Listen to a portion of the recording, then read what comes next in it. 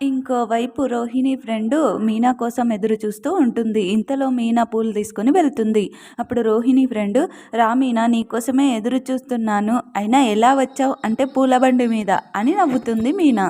ఓహో అలాగా అని అంటుంటే అప్పుడు మీనా అవును అని అంటుంటే అప్పుడు రోహిణి ఫ్రెండ్ ఉండి, సరే సోఫాలో కూర్చో అని అంటే, ఏం వద్దు, నేను కిందే కూర్చుంటాను, నువ్వు ఒక న్యూస్ పేపర్ తెస్తే ఈ పూలు అందులో పోసేస్తాను అని అంటుంది. ఇంకా మీనా ఆ రోహిణి ఫ్రెండు పువ్వులు కడుతూ ఉంటారు. అప్పుడు రోహిణి ఫ్రెండు మీనాని ఆ చింటూ వాళ్ళ అమ్మ వెళ్ళిపోయే వరకు ఎలాగైనా ఇక్కడే ఉంచాలి అని తన మనసులో అనుకుంటూ ఉంటుంది. అప్పుడు మీనాతో, నేను బ్రిటిషన్కి వెళ్ళినప్పుడు మా మేడం నాకు ఒకటే చెప్పేది, మనం కొంచెం తెలిసినా దాన్ని గురువు చెప్పినట్టు విని అతను ఏం చెప్తే అదే నమ్మి చేయాలి అని. కాబట్టి నువ్వు నాకేం తెలియదు అని మొదటి నుంచి నిదానంగా పువ్వులు ఎలా కట్టాలో నేర్పాల్సిందే అని అంటుంది. అప్పుడు మీనా అలాగే అని చెప్తుంది. మీనా రోహిణి ఫ్రెండ్కి పువ్వులు కట్టడం నేర్పిస్తూ ఉంటుంది. అప్పుడు రోహిణి ఫ్రెండు,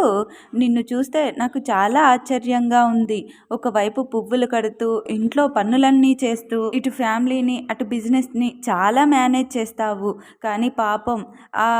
కార్పొరేషన్ వాళ్ళే నీ బండి తీసుకుని వెళ్ళిపోయారు, ఎవరో నీ బండి మీద కంప్లైంట్ ఇచ్చారంట కదా అని అంటుంటే అప్పుడు మీనా, మా నాన్న చెప్పారు ఏది జరిగినా అది మన మంచికే అనుకోమని, ఆ బండి పోయినా స్కూటీ వచ్చింది, పైగా ఇంటింటికి వెళ్ళి నేనే పూలు వేస్తున్నాను కాబట్టి గిరాకీ పెరిగింది అని అంటుంటే అప్పుడు రోహిణి ఫ్రెండు, అందులో కూడా మంచినే చూస్తున్నావా అని అంటుంది. ఇంట్రెస్టింగ్, కానీ ఈ కాలంలో ఇంత మంచితనం పనికిరాదేమో అని అంటే అప్పుడు మీనా, ఏ కాలంలోనైనా మన మంచితనమే మనకు పనికొస్తుంది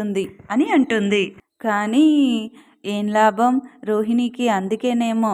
మంచిది కాదు కాబట్టే ఎప్పుడూ చెడు జరుగుతూ ఏదో ఒక ఆటంకం వస్తూ ఉంటుంది, నువ్వన్నది నిజమేలే అని తన మనసులో అనుకుంటుంది రోహిణి ఫ్రెండు.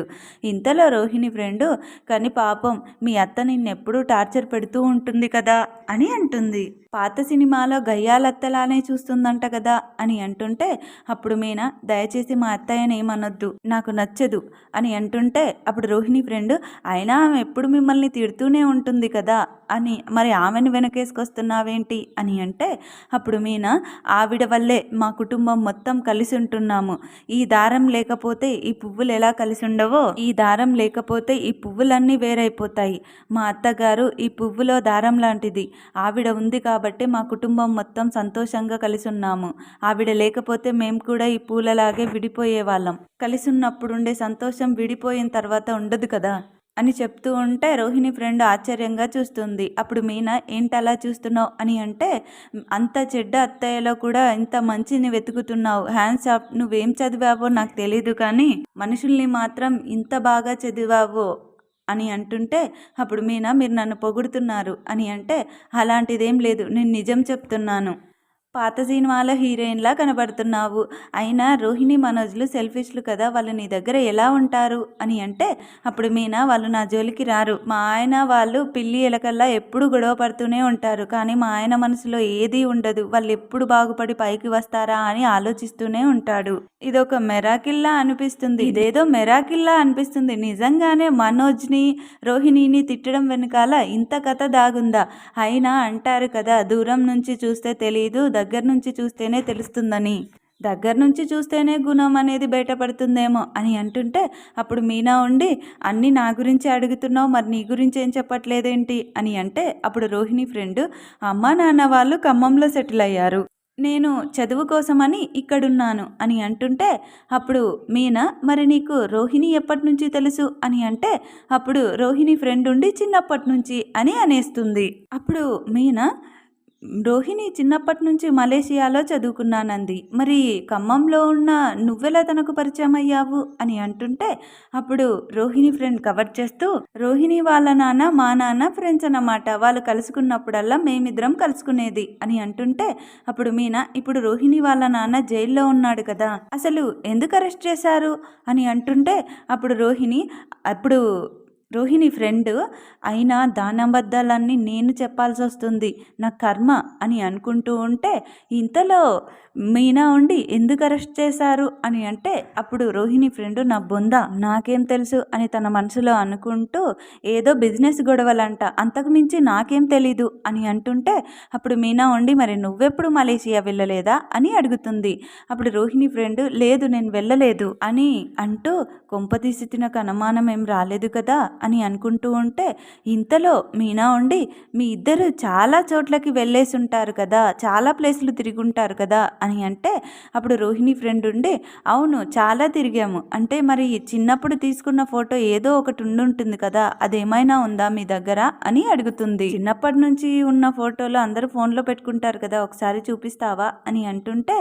అప్పుడు రోహిణి ఫ్రెండ్ వామ్మో ఇరుక్కునేటట్టున్నాను అని అంటూ ఎవరో పిలుస్తున్నారు ఇప్పుడే వస్తాను అని అంటూ బయటికి వెళ్ళిపోతుంది. ఇంకోవైపు చింటూ వాళ్ళ అమ్మమ్మతో అమ్మమ్మ మనం మన ఇంటికి ఎప్పుడు వెళ్ళిపోతాం అని అంటుంటే అప్పుడు వాళ్ళ అమ్మమ్మ నీ కళ్ళకున్న గంతలు విప్పేసిన తర్వాత వెళ్దాం అని అంటే అప్పుడు చింటూ అయితే నేను ఇప్పుడే విప్పేయనా అని విప్పేయబోతూ ఉంటే అప్పుడు వాళ్ళ అమ్మమ్మ వద్దు చింటూ నువ్వు విప్పకూడదు ఆ కట్లు అని అంటూ ఉంటుంది. ఇంకోవైపు రోహిణి ఇంట్లో ఉన్న వాళ్ళందరూ వెళ్ళిపోయారు, ఎప్పుడు తొందరగా వెళ్ళే బాలు మాత్రం ఇంట్లోనే కూర్చుని ఉన్నాడు అని అనుకుంటూ ఉంటే ఇంతలో బాలు వచ్చి నేను వస్తున్నాను అంటూ బయటికి వస్తాడు. అప్పుడు రోహిణి వాళ్ళమ్మ ఏ బాబు పని మీద వెళ్తున్నావా అని అంటే అప్పుడు బాలు అవునండి ట్రిప్ వచ్చింది వెళ్తున్నాను అని అంటూ చింటూ నువ్వు గుడ్ బాయ్వి కదా ఇంట్లో సైలెంట్గా హ్యాపీగా ఉండాలి అని అంటుంటే అప్పుడు చింటూ నేను వస్తాను అంకుల్ మీ వెంట అంటే అప్పుడు బాలు ఉండి ఇప్పుడు వద్దు డాక్టర్ నిన్ను రెస్ట్ తీసుకోమన్నాడు కదా, తర్వాత నీ కట్లు విప్పిన తర్వాత హ్యాపీగా జాలీగా వెళ్ళొద్దాం అని అంటే అప్పుడు చింటూ ఉండి నువ్వు అప్పుడు నాకు ఐస్ క్రీమ్ కొని ఇవ్వాలి అని అంటే బాలు తప్పకుండా కొనిస్తాను అని అంటూ అమ్మ మీనా బయటికి వెళ్ళింది అని అంటే అప్పుడు రోహిణి వాళ్ళ అమ్మ ఉండి చెప్పే వెళ్ళింది బాబు అని అంటుంది. అప్పుడు బాలు సరే నేను వెళ్ళొస్తాను అంటూ వెళ్ళిపోతాడు. ఇంతలో బాలు బయటకి వెళ్ళి నేను వస్తున్నాను సార్ అని అంటుంటే అప్పుడు అతను ఇప్పుడు కాదు క్యాన్సిల్ చేస్తున్నాను సాయంత్రం వెళ్దాం అని అంటే అప్పుడు బాలు సరే అంటూ మళ్ళీ ఇంటి లోపలికే వస్తాడు. ఇంతలో రోహిణి వాళ్ళ అమ్ముండి ఏమైంది బాబు మళ్ళీ వెనక్కి వచ్చేసావు అని అంటే ఏమైనా మర్చిపోయావా అని అడుగుతుంది. అప్పుడు బాలు లేదమ్మా ట్రిప్ క్యాన్సిల్ అయింది అని అంటాడు. ఇంతలో బాలు ఉండి చింటూ నిన్నెక్కడికైనా తీసుకెళ్లాలనిపిస్తుంది కానీ ఎక్కడికి తీసుకెళ్ళమంటావు అని అంటుంటే అప్పుడు చింటూ ఉండి సినిమాకి వెళ్దామా అని అంటాడు. అప్పుడు బాలు ఉండి నువ్వు చూడలేవు కదా మరెలా అని అంటే అప్పుడు చింటూ ఉండి నాకు వినిపిస్తుంది కదా అంకుల్, సరే కట్లు విప్పినాక వెళ్దాం కానీ ఇప్పుడైతే నీకు ఒక పాట వినిపిస్తాను ఎంజాయ్ చేయి అంటూ ఫోన్లో పాటలు పెట్టి వినిపిస్తూ ఉంటాడు. ఇంతలో రోహిణి ఫ్రెండ్ కాల్ చేసి సరే బాలు వెళ్ళిపోయాడా ఇంట్లో నుంచి అని అంటే అప్పుడు రోహిణి ఎక్కడా వెళ్ళలేదు, మీనా అక్కడి నుంచి వచ్చేస్తానని బాలులాగే కంగారు పడుతుందా అని అంటే అప్పుడు రోహిణి ఫ్రెండ్ అదంతా నేను మేనేజ్ చేస్తున్నానులే కానీ మరి బాలు ఇంకా ఎందుకు వెళ్ళలేదు అని అంటే ట్రిప్ క్యాన్సిల్ అయిందంట ఇంట్లోనే ఉన్నాడు,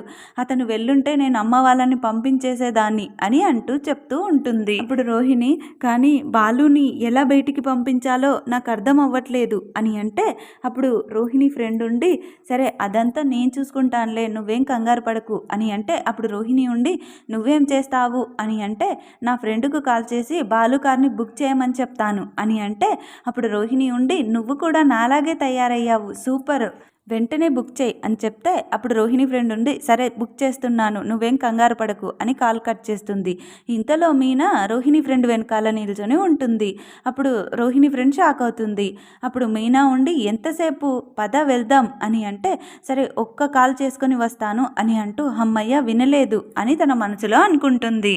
తను వాళ్ళ ఫ్రెండ్కి కాల్ చేసి కార్ బుక్ చేయమని చెప్తుంది. ఇంకోవైపు బాలు చింటూతో ఇంకేం పాట వింటావు అని అంటుంటే అప్పుడు చింటూ పవన్ కళ్యాణ్ పాట వింటాను ఓకే పెడతాను అంటూ పెడుతూ ఉంటే అప్పుడు చింటూ వాళ్ళ అమ్మమ్మ ఉండి బాలు నీకేమైనా పని ఉంటే వెళ్ళి చూసుకో నేను చింటూని చూసుకుంటాను అని చెప్తూ ఉంటుంది. ఇంతలో బాలుకి కాల్ వస్తుంది. అప్పుడు బాలు హలో చెప్పండి ట్రిప్ కావాలా ఎక్కడికి అని అడుగుతూ ఉంటాడు. ఇంతలో బాలు అది నాకు చాలా దూరం అవుతుంది నాకు ఇంట్లో పని ఉంది అంటే అప్పుడు రోహిణి వాళ్ళ అమ్మ ఉండి బాబు నేను చింటూను చూసుకుంటాను మీరు వెళ్ళిరండి అంటే అప్పుడు బాలు ఉండి సరే వస్తున్నాను అని చెప్తాడు. అప్పుడు బాలు ఉండి రోహిణి వాళ్ళ అమ్మతో క్షమించండి, నాకు కొంచెం పని పడింది, ఏమనుకోవద్దంటే, అయ్యో బాలు పని కోసం వెళ్తున్నావు, ఇప్పుడు ఇవన్నీ ఎందుకు, సరే వెళ్ళిరా అని చెప్తుంది. బాలు బయటికి వెళ్ళిన తర్వాత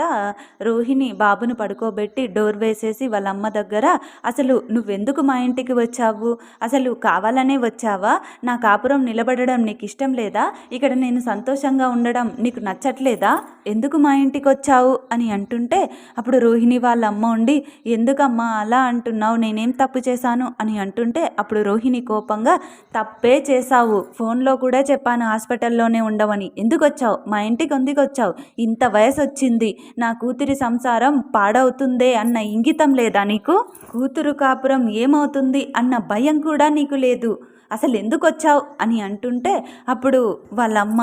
అసలు నువ్వేమనుకుంటున్నావే, నాకేం పని పాట లేక చింటూని తీసుకుని వచ్చి నీ ఇంటి మీద పడి తిని వెళ్ళడానికి వచ్చాననుకుంటున్నావా, అయినా ఆటలాడుతుంది నువ్వు, అబద్ధాలు చెప్తుంది నువ్వు, నేనేం చేశాను, ఇంట్లో నా పరిస్థితి ఏంటో నీకేం తెలుసు, నేను ఆటలాడుతున్నానా, ఆటలాడుతున్నానా, ఒక్కసారి నా జీవితం నాశనం చేసింది చాలదా, ఇక మళ్ళీ నా జీవితం నాశనం చేయాలని చూస్తున్నారా అని అంటుంటే, అప్పుడు రోహిణి వాళ్ళమ్ముండి, ఇంకా ఆపు చాలు, ఎప్పుడో తెలియక పొరపాటు చేశాను, నీ కాపురం ముడిపడితే మంచిది అనుకున్నాను, కానీ నీ కర్మ బాగోలేక వాడు అలా అయిపోయాడు, నేను నీకు మంచి జరగాలనే చేశాను, కానీ ఆ దేవుడు నీకు అన్యాయం చేశాడు, ఎప్పుడు ఇదే మాట్లాడుతూ ఉంటావా, ఇంకా నేను చచ్చిపోయానని అందరికీ చెప్పుకున్నావు, అప్పుడే నేను చచ్చిపోయాను, కన్న కొడుకుని పరాయి వాణ్ణి చేసి వాడికి అత్త అని చెప్పుకున్నావు, అప్పుడే తల్లిగా నువ్వు చచ్చిపోయావు, నీ స్వార్థం కోసం నీ సుఖం కోసం నేను చచ్చిపోయినా పర్వాలేదు, కానీ